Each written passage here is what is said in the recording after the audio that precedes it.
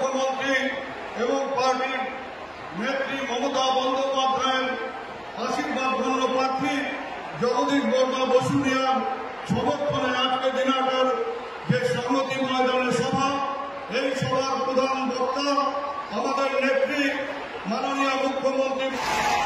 আর BJP প্রার্থী দিয়েছে তাকে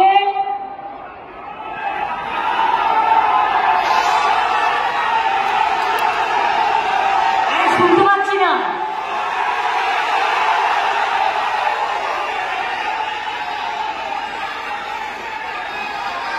কি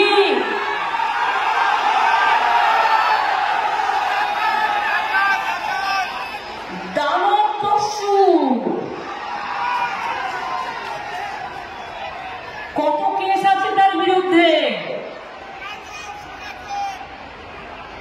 বিএসএফ, পুলিশের একাংশ স্থানীয় আর চোরা কারবারিদের সাথে সম্পর্ক রেখে বোমাবাজি থেকে শুরু করে শীতলকুচিতে পুলিশকে দিয়ে গুলি চালিয়ে বিএসএফ কে দিয়ে ভোটের লাইনে 5 জনকে হত্যা করেছিল। এর মধ্যে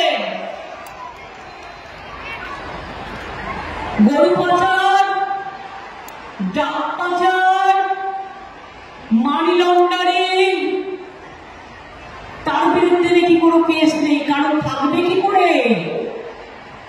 তিনি যে কোচি হোক